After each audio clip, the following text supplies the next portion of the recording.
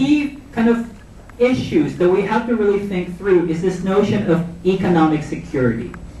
And I really like this definition provided by the National Council of Aging.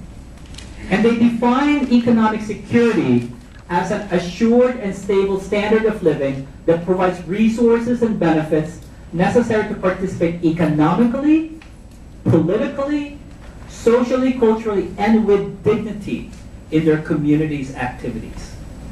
So this is not just about money. This is not just about being able to get by financially. But this is about full integration and engagement with the larger society. And I think this is a really important issue, that when we talk about economic vulnerability, it's not just about how much money that we have in order to get by. It's more about what kind of resources do we have so that we are properly integrated and genuinely integrated in the Canadian society. So that's economic security. And what we're seeing is the Filipino elderly community is economically insecure or vulnerable.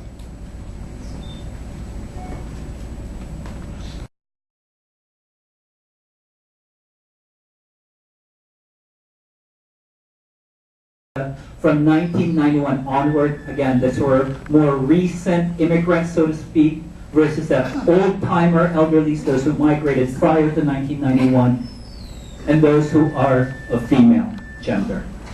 And I have statistics for those, and I'd be more than happy to give them to you, but I thought I'd just highlight that. So here's one respondent saying, I only get CPP in old age. Do you know what my income is now? Only $1,200. You really have to budget properly.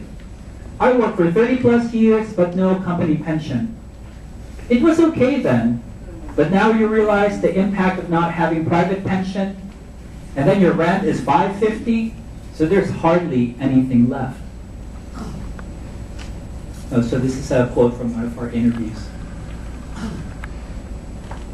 What we also know in our study is Filipino elderly primarily rely on government support for their income. So most likely a lot of the people in this room are familiar with these three terms, right? Old age security, OAS, GIS, the guaranteed income supplement, and then your CPP, the Canadian pension plan, right? So this is a fairly familiar thing.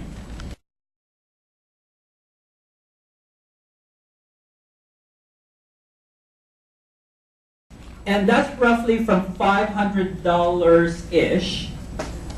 And that's guaranteed to you if you've lived in Canada for at least 10 years before coming here. So what makes that difficult? Or for whom is that difficult? New arrivals. Exactly. So for newcomers who are elderly, they're not going to be eligible for OAS until they've lived here for 10 years. So that puts a lot of our elderly newcomers in very vulnerable situations and completely then dependent on their sponsoring family members, right? Now GIS is only available if you have low income. So that's an extra supplement. And then CPP is available if you've worked here in Canada and then you've put in some money into this public fund. So this certainly benefits those who've been here for quite a while and who've put in some money into the system. However, who's quite vulnerable are those who are relatively newcomers. That's why, again, those who've come to Canada from 1991 onward are in much more vulnerable situation.